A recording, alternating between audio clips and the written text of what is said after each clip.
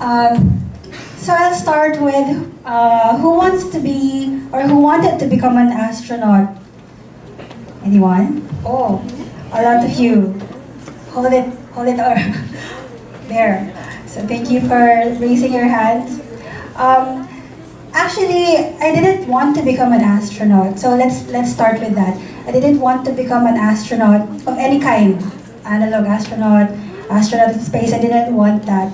I didn't dream of becoming an astronaut. I remember we had a conversation. I had a conversation with my mom because she was very worried about me because of course going to space is very dangerous. So we had a conversation when I was in college, and I told her, "Mom, I didn't want to become an astronaut. I wanted to become an astronomer, yes, but I didn't want to become an astronaut.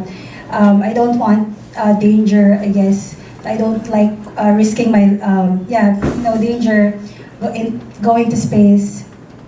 But I guess the universe led me to high seas and I become an analog astronaut. So, what is an analog astronaut, by the way? Anyone knows what an analog astronaut is, or what's an analog space mission? Any idea? Have you heard of it? Or have you heard of the term? None? Okay. So, analog space missions are field tests. So everything you do in space, everything you bring to space, it needs to be tested here first. So analog space missions are field tests. We test equipment, the helmets, the spacesuits, before going to space or going to Mars for long-term duration missions. And of course, we need to test the human beings too. So we need analog astronauts because they're looking for people who would go to long-term missions in Mars or on the moon. So because human beings are the most important or the most critical equipment going to space. So that's why we have analog astronauts. So as an analog astronaut, we are both the researchers, so I also had my study, my experiment when I was in the habitat, and I'm also a guinea pig. So ako yung tinetest din, so we had lots of surveys, they got blood samples, urine samples, everything. They test our capacity, our cognitive capacity before and after the mission. So that's the role of an analog astronaut. But I'm a nutritionist, if you're wondering, I'm a nutritionist. So how did I become an analog astronaut, by the way? So I think it started 3 decades ago. It's spanning 3 decades now. I told you that I wanted to become an astronomer. It started with a book, an encyclopedia, a colored pictured encyclopedia. I'm not sure if you've seen that kind of book because right now we have Wikipedia or the internet. But it started with a colored picture book with all the solar systems, the constellations. So I fell in love with astronomy, and that was my goal since 4 years old, 5 years old. That was my goal, to become an astronomer. So every step of the way before, all the hard work was for that goal, for that dream. I studied hard. I was grade conscious, very grade conscious. So the goal was to apply for a physics program, physics degree, and then eventually go to astrophysics degree. So yeah, I actually got in. I got into applied physics degree in UP Diliman. But then, at that time, I'm not sure what got into my head. Maybe lack of confidence. I was your age probably. I was 17, 16, 18, probably that time. That I started doubting myself. I didn't have the best grades. I'm not failing, but I didn't have the best grades. I felt below average. My peers were very advanced for, it was, they were very advanced, so I felt average, and I started doubting myself. I thought that maybe this is not for me. And yeah, so I, I, I shifted to a degree or to a program that I didn't, that it's not as important to me. So I shifted to nutrition without much thought. But I still did astronomy on the side. So that's when I had two worlds. So I had my academics, nutrition academics, in the morning, and then at night I do my astronomy with the UP Astronomical Society. So that's when I had those two worlds. And then, but when I shifted to nutrition, I really regretted that decision. I felt that I failed myself. It felt that I failed my 10-year-old self. So I thought that was the end. So yeah, I just wanted to graduate in nutrition and then do whatever after graduation. But then an international organization emailed me. I received an email asking me if I wanted to volunteer for their organization, and at that time I'm not doing anything anyway, so I volunteered for that international organization, and I saw the vocation for nutrition. I like going to community and helping people. I like doing humanitarian work. I love doing nutrition in emergencies. So that was the point also that I thought I'm ready to give up astronomy. So I told my friends that I think I'll focus in this career, this profession, this nutrition profession that I found. So I'll have more time for my career. But then I received an email again. I received an email from Bangkok. There's a professor in Bangkok asking me if I want to do a small study in ethnoastronomy and present it to Myanmar in an ethnoastronomy conference. And I said yes. So that was a time when I thought, okay, I'll just keep the two worlds. Yeah, so I'll just keep the two worlds. So until now, I'm doing that. So until now, I do nutrition, public health nutrition in the morning, and space and astronomy at night. By the way, astronomy and space is kind of different.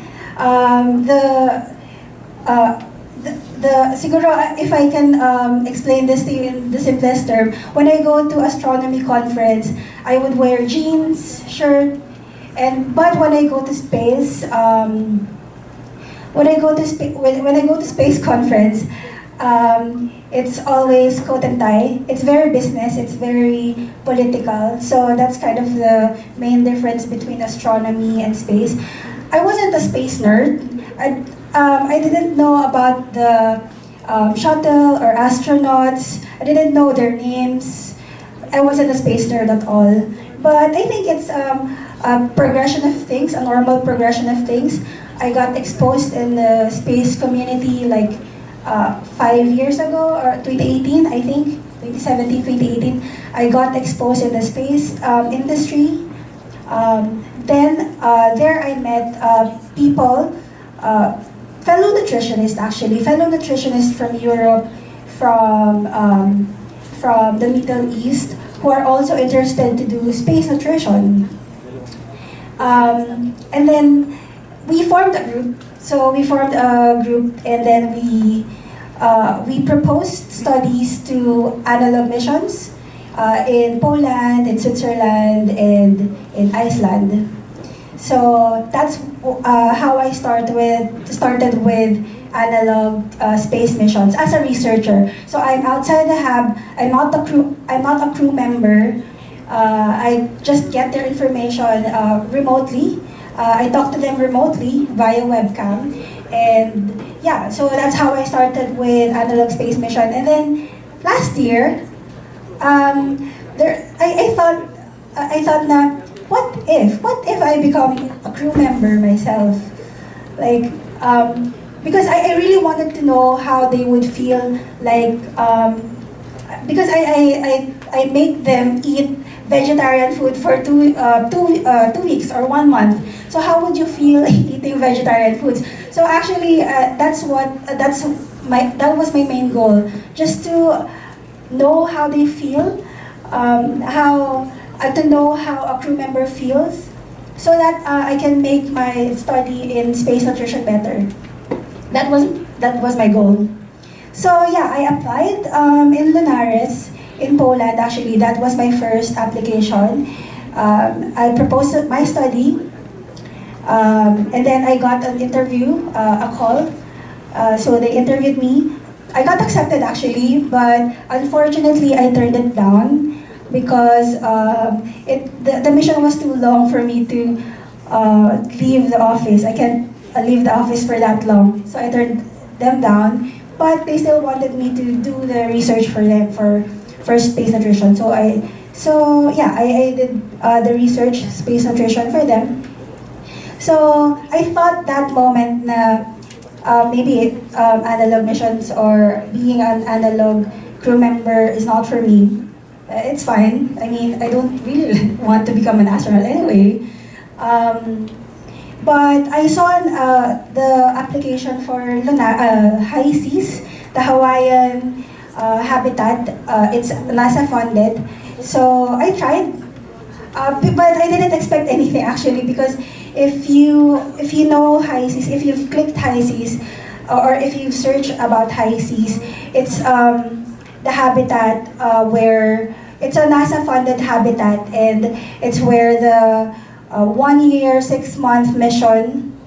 So very historical siya for space nerds. So I didn't expect anything, but then I got an email asking me to take a test, cognitive test and psychological test, and then I didn't hear from them again for a long time.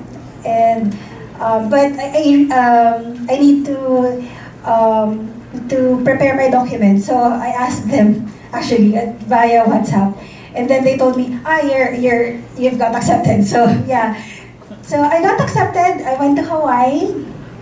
I did the mission for 6 days. It's enough for me to. I mean, the 6 day mission is just enough for me to leave the office. I have live credits for 6 days. So I did the mission with HI-SEAS. And yeah, I went home. I posted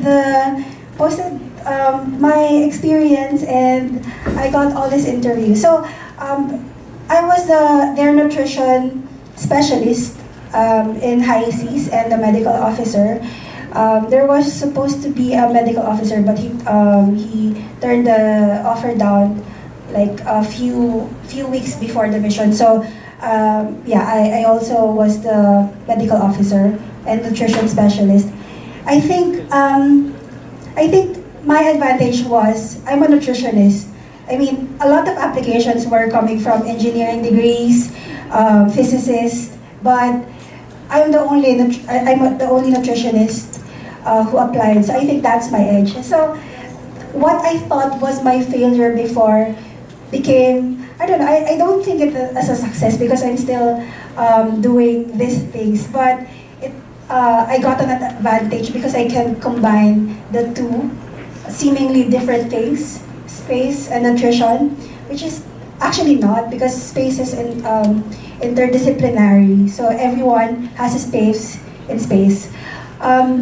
So when I was in the habitat, our commander Kato asked me if I wanted to become an astronaut again. So that's the second time I got a question, like serious question. So I told her, no, I didn't want to become an astronaut because I think I'm the only one who's not a space nerd, because all of them are doing the analog mission for their CV, because it's good for when would like to apply as an astronaut in an astronaut program. So I told her no. And then when I came back, actually, I'm doing this talk to schools Um, I got lots of questions actually about the missions. I got lots of questions, and one thing struck the most. I'm not sure why he asked, but one of the students asked, but he asked if is it all worth it, and I thought I thought I was doing this for myself, for my study, for my space nutrition study. That was my first goal, but after the mission, I felt that now I have I had more responsibility. I had more roles to take because right now I'm telling my story because I wanted you to know, I wanted all the Filipinos to know that we're not just audience. We're not just audiences in the space race. We have a new space race right now. We have a new space race where private companies are competing with each other to land on Mars or on the moon. And we're not mere audiences. We can participate, even though our space agency is very new. It has been established like 2019, I guess. It's very new, established space agency, but I just wanted for you to know that we can participate, and hopefully one day we can send our flag to space, and we can send maybe you, maybe someone who raised their hand a while ago. Maybe we can send our first Filipino astronaut. Thank you.